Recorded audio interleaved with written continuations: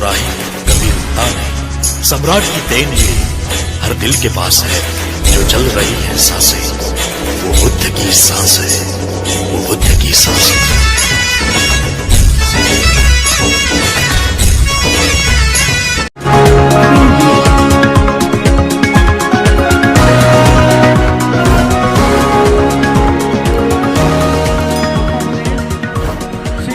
सबसे सीनियर भिक्षु ज्ञानेश्वर जी को मैं वंदना करता हूं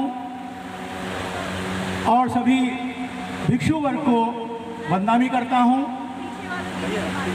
आज के इस कार्यक्रम में मिशन जय भीम के संरक्षक श्रद्धेय राजेंद्र पाल गौतम जी,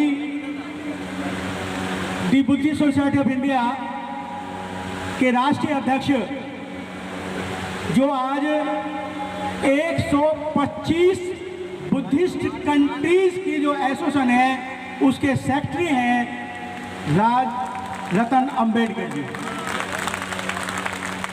भी कार्यकर्ताओं का मैं पुनः आभार व्यक्त करता हूं। धम्म बंधुओं, मैं संक्षेप में अपनी बात को रखूंगा। बाबा साहब डॉक्टर बी.आर. अम्बेडकर जी ने, आपको सबको मालूम है कि 1955 में बुद्धिस्ट सोसाइटी ऑफ इंडिया का गठन किया था और ये दीक्षा का कार्यक्रम हर साल मनाया जाता है। रतन अम्बेडकर जी ने 125 कंट्रीज में यहाँ के बुद्धिस्टों की, जो दलित नाम से पुकारे जाते हैं, उनकी आवाज़ को उठाया है। आज उनकी आवाज़ में आवाज़ मिलाकर मिशन जय भीम के संरक्षक श्रद्धेय राजेंद्र पाल गौतम जी कंधे से कंधा मिलाकर चल रहे हैं और उन्होंने भी भारत को बौद्ध में बनाने का अपना प्रण किया है। तो आप सभी के ऊपर मैं निवेदन करूंगा कि उनके सपन को आप पूरा करें। जब हम सभी सपन को पूरा करेंगे तभी भारत में बौद्ध में होगा। आज के मैं सबको एक बात आगाह और करना चाहता हूं कि एक शब्द है कि अब नहीं तो कभी नहीं, अब नहीं तो कभी नहीं।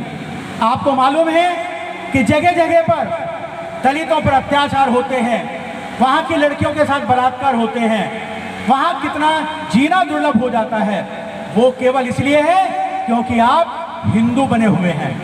और जब हिंदू की बात आती है, दलित की बात आती है, तो हिंदू हिंदू होता है, इसलिए दूसरा आदमी कोई हाथ नहीं लगाता।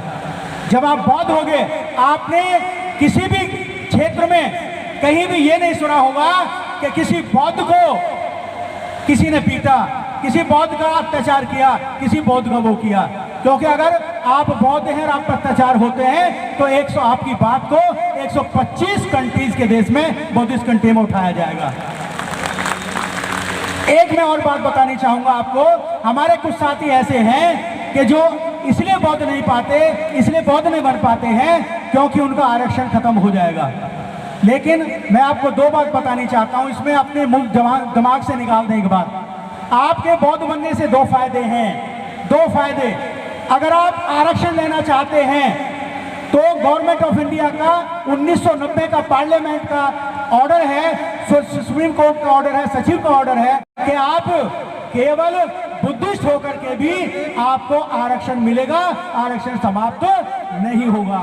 इसलिए इस बात से आप दिमाग से निकाल दें कि बुद्ध बनने के बाद हमारा आरक्षण समाप्त हो जाएगा। दूसरी बात मैं आपको क्लियर करना चाहता हूं कि हमारा जो बुद्धिस्ट बनता है और आप ऐसे अपने को शो नहीं करना चाहते हैं तो दिल्ली में माइनॉरिटी कमीशन है, वहां पर हमारा सर्टिफिकेट ले जाइए, सर्टिफिकेट दिखाइए, फॉर्म भरिए और आपका नाम जो है माइनॉरिटी में शामिल हो जाएगा। तो आपके हाथ में बुद्धिस्ट बनने के दोनों हाथों में लड्डू हैं। आप माइनॉरिटी में भी जा सकते हैं और आप आरक्षण का फायदा भी उठा सकते हैं। आज समय है, अगर आज आप नहीं जागे तो फिर नहीं जागोगे और आप इसी तरह से दलित और ऐसी कहलाते मर जाओगे। कुछ नहीं होगा, आपको कुछ नहीं करना। एक बात गांठ बांध लीजिए आप, मैं उसे हर बार भी कहता हूं, सभी कहता हूं कि आप अगर अपने को बौद्ध लिखोगे आने वाली जनगणना में, दोबारा सुन लीजिए सब लोग, आगे आने वाली जनगणना में अगर आप अपने को बौद्ध लिखते हैं तो बौद्धों की संख्या भारत में बढ़ेगी और आपके अधिकार सुरक्षित होंगे। सारे अधिकार आपके बौद्ध बनने के बाद आपके सारे अधिकार सुरक्षित हैं। और बौद्ध नहीं बनने के बाद आपका कोई सुरक्षित नहीं है। इसलिए आपकी संख्या, बौद्धों की संख्या बढ़ेगी, ग्राफ बढ़ेगा, और जिस काल्पनिक व्यवस्था में आप जी रहे हैं उसका ग्राफ कम होगा, तो आपकी विजय होगी और आपका नारा बुलंद होगा, आपकी बात मानी जाएगी। इसलिए मैं ज्यादा बात नहीं करके संक्षिप्त में सिर्फ ये बात कहनी चाहूंगा कि आपको बौद्ध लिखना है, जनगणना पे आपको बौद्ध लिखना है और फार्म भर के बौद्ध आपको बनना है।